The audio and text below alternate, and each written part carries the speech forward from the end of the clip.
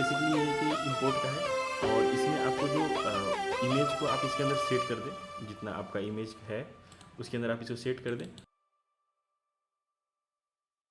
Designers, आप सभी का स्वागत है लिवी डिजाइन्स में।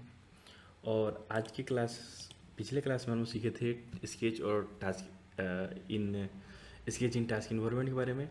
और आज की क्लास हम लोग सीखेंगे डेटम प्लेन ग्रिड और रास्टर इमेज के बारे में। डेटम प्लेन ग्रिड क्या होता है? जब भी आप इसे सिलेक्ट करेंगे तो आपके पास ऐसा एक डायलॉग बॉक्स खुल जाएगा जिसमें आपसे पूछा जाएगा सिलेक्ट डेटम प्लेन और ग्रिड। तो आप जो भी डेटम प्लेन आप चाहते हैं उसे सिलेक्ट कर ले। उसके बाद स्पेसिफाई ओरिएंटेशन आप इसमें दे सकते हैं, आप चाहे तो इधर और चाहे तो इधर भी कर सकते हैं, ठीक है। उसके बाद शो मैनिपुलेटर का ऑप्शन मिल जाता है यहाँ पे, ठीक है। जो ये कर्सर है, ये सब चीज़ ये जो है इसकी एक ऑप्शन मिल जाती है आपके पास, और चाहे तो आप इसे हाइड भी कर सकते हैं, ठीक है। उसके बाद क्या होती है कि आपके पास एक पूछा जाता है मेजर लाइन स्पेसिंग कितना का होना चाहिए, 200 या कम का।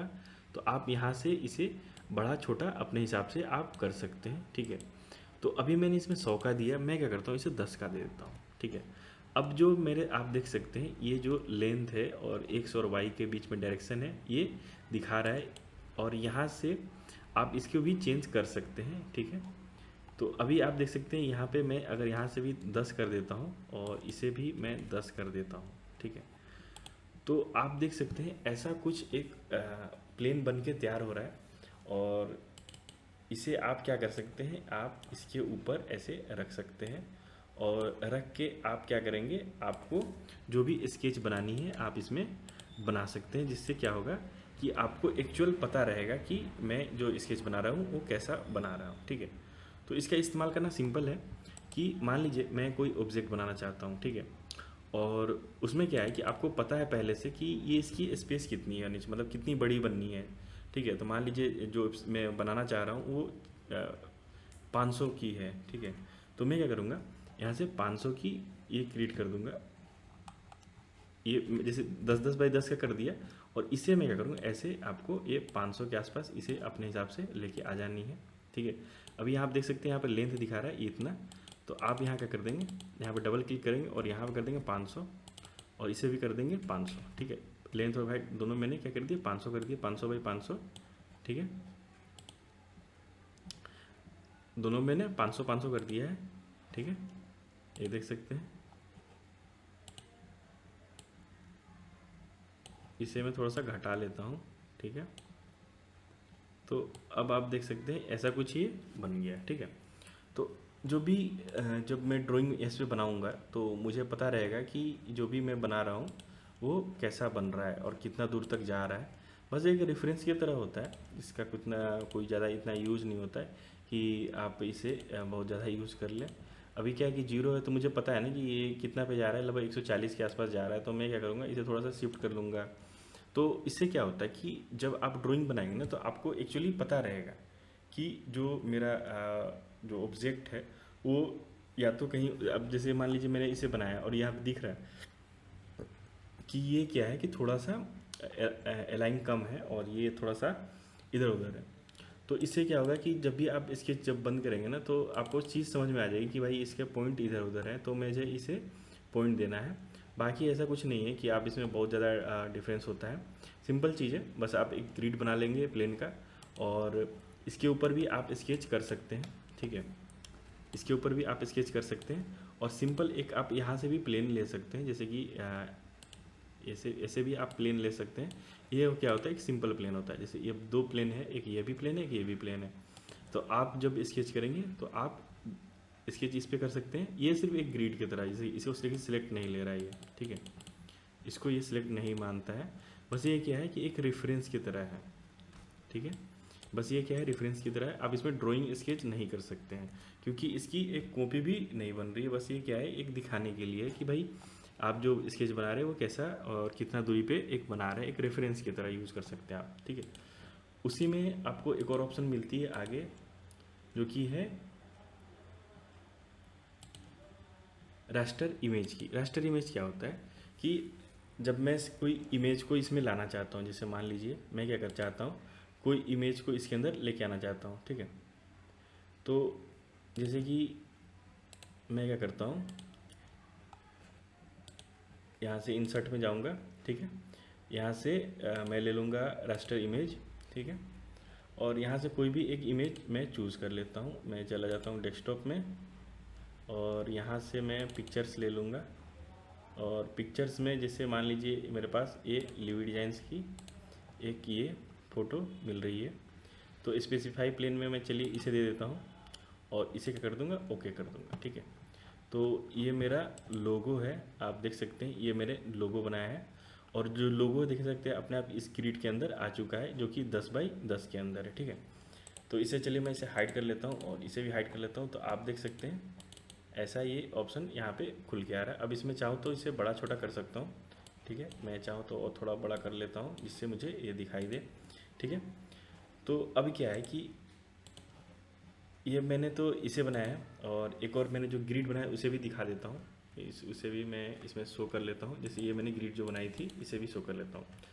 तो अभी क्या होगा कि मैं जब स्केच बनाना चाहता हूँ, अभी दोनों के पास मेरे पास रेफरेंस नहीं है, ठीक है। और इसे मैं कॉपी करना चाहता हूँ, तो मैं क्या करूँगा कि यहाँ से स्केच ले लूँगा, ठीक है। और इसे मैं ग्रिड पे बैठा दिया हूँ, ठीक है। तो आप देख सकते हैं कि ग्रिड पे बैठाने के बाद ये मुझे ऐसा कुछ लाइन यहाँ से भी मिल जा रहा है। इसे ट्रेसिंग कर सकता हूँ और अपना जो काम है मैं वो यहाँ पे कर सकता हूँ, ठीक है। तो बेसिकली ये है कि इंपोर्ट का है और इसमें आपको जो इमेज को आप इसके अंदर सेट कर दें, जितना आपका इमेज है उसके अंदर आप इसको सेट कर दें, तो आपको एक्चुअली उसके जो मतलब इसके अंदर जो डिटेल्स है आपको एक्चुअली उससे पता चल जाएगी कि ये उतने हैं कि नहीं। जैसे मैं इसके अंदर देखिए लेके आ चुका हूँ, ठीक है। तो ये मुझे अगर मैं इसे जीरो पे सेट कर देता हूँ तो जीरो पे आप देख सकते हैं जीरो से इधर जाना है, जीरो से इतना जाना है। तो एक तरह से बेसिकली एक रेफरेंस की तरह है और कुछ नहीं है। ये आप इसमें बहुत सारे ऑप्शंस मिलते हैं आपको। इसमें रास्टर इमेज जो होता है उसमें आप इमेज को डायरेक्टली इम्प्लांट कर सकते हैं, ठीक है। जैसे ही आप रास्टर इमेज इसे खोलेंगे तो आपके पास ऐसा कोई ऑप्शन मिलता है जिसमें आपको पहले पूछता है कि आप कौन से प्लेन पे इसे लेके आना चाहते हैं, ठीक है। तो प्लेन आप सेलेक्ट कर दो कोई भी जहाँ पे आप लेके आना चाहते हैं, क्योंकि बाद में भी आप इसे मूव कर सकते हैं। लेकिन आप ये ध्यान रखें कि एक्स वाई जेड किधर लेना है। मान लीजिए आप जेड पे सेलेक्ट कर दिए तो फिर आप उसे मूव तो कर ही सकते हैं, ऐसा कुछ नहीं है, ठीक है। लेकिन ध्यान रखें कि आप शुरू में ही अच्छे से बना लें, ठीक है। उसके बाद यहाँ से क्या करना है कि आपको यहाँ से अपना इमेज सेलेक्ट कर लेना है, ठीक है। जो भी आप इमेज लाना चाहते हैं आप यहाँ से सेलेक्ट करेंगे और ठीक है, यहाँ से देखिए इमेज आ चुका है। फिर और यहाँ से आप क्या करेंगे, यहाँ से रिव्यू आपको यहाँ पे मिल जाएगा। आप अगर इसमें से कुछ चेंज करना चाहते हैं, जैसे मुझे ऐसा चाहिए या ऐसे वैसे चाहिए, तो आप यहाँ से भी सिलेक्ट कर सकते हैं, ठीक है। और इसमें क्या मिलता है आपको पास, यहाँ से आपके और भी मतलब बॉटम लेफ्ट में चाहिए या बॉटम राइट में चाहिए या टॉप लेफ्ट में चाहिए, ऐसा भी ऑप्शन आपके पास मिल जाता है। यहाँ से रोटेशन भी आप सिलेक्ट कर सकते हैं। अगर मुझे 90 डिग्री पे चाहिए तो 90 डिग्री है, 45 डिग्री पे चाहिए 45 डिग्री है, 4 डिग्री पे है, ठीक है। तो जो भी आप यहाँ से सिलेक्ट कर सकते हैं। यहाँ से हॉरिजॉन्टल वर्टिकल भी आप सिलेक्ट कर सकते हैं, ठीक है। और यहाँ से आप इन्फर्ड, ये ठीक रहेगा ऑप्शन, ठीक है। ओरिएंट व्यू टू इमेज यहाँ से सिलेक्ट कर सकते हैं कि जो भी आपका इमेज है आप यहाँ पे देख सकते हैं कि भाई यहाँ पे मेरा जो इमेज है ऐसा कुछ दिख रहा है, ठीक है। और अगर आपने ये वीडियो नहीं देखा है तो आप जाके एक बार ये वीडियो ज़रूर देखें। मैंने इसमें एक बहुत ही अच्छे तरीके से एक मग बनाया है जो देख सकते कितना प्यारा लग रहा है। और अगर आपने ये वाला वीडियो नहीं देखा है तो ये बहुत पुराने वीडियो है, आप उसे ज़रूर जाके एक बार देखें, ठीक है। उसके बाद आपको ऑप्शन मिलता है इसमें कि आप इसमें जो एस्पेक्ट रेशियो उसे आप लॉक कर सकते हैं, या आप यहीं से इसे बता दें कि जो मेरा जो ऑब्जेक्ट है वो कितने बाई कितने का बनने वाला है। तो अगर आप इसके लॉक एस्पेक्ट रेशियो करेंगे तो अपने आप एक आप सेलेक्ट करेंगे, दूसरा अपने आप सेलेक्ट होगा, दूसरा को आप चेंज नहीं करेंगे। और लेकिन आप जैसे ही दूसरे को चेंज करेंगे तो उसके अनुसार ये भी चेंज हो जाएगा, ठीक है। क्योंकि इस जो रेशियो है वो बरकरार हुआ है, ठीक है। अगर मैं इसे चेंज करना चाहूँ 200 बाई 200 का तो बना सकता हूँ, लेकिन देख सकते हैं कैसे दिख रहा है ये देखिए कैसे दिख रहा है। ये क्या हो गया कि इसकी रेशियो छिड़ गई है, ठीक है। तो इसे आप एक बार छिड़ जाने के बाद आप इसे क्या कर सकते हैं, रीसेट इमेज यहाँ से कर सकते हैं। और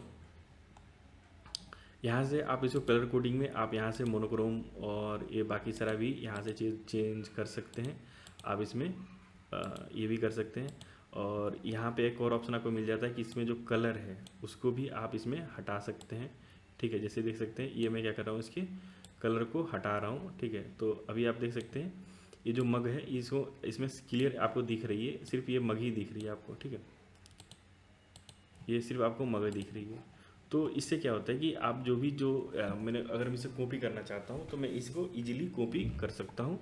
और जो भी अगर मैं फिर से इसमें कुछ इमेज को जैसे होता है कोई डिज़ाइन जिसने दिया है वो खाली फ़ोटो खींच के दे दिया आपको, तो आप इसमें लेके आएंगे और उसे क्या करेंगे, आप इसमें इसको बैठा के देख लेंगे इसमें रख के, ठीक है। इसको इसको आप रखेंगे किससे, जैसे कि मैं इसमें क्या करूँगा, इसको ऐसे इसके अंदर रख लूँगा, तो मुझे क्या होगी कि एक रेफरेंस मिल जाएगा, ठीक है ना। जैसे मान लीजिए उसने बता दिया कि यहाँ से यहाँ 10 mm है, 10 mm, तो आप यहाँ से x से देख लेंगे कि x से ये कितना बन रहा है, 50 की तरफ जा रहा है, और इधर भी x की तरफ 50 जा रहा है, तो आपको आसानी से ये डिज़ाइन को ट्रेस करने में मदद मिल जाएगी।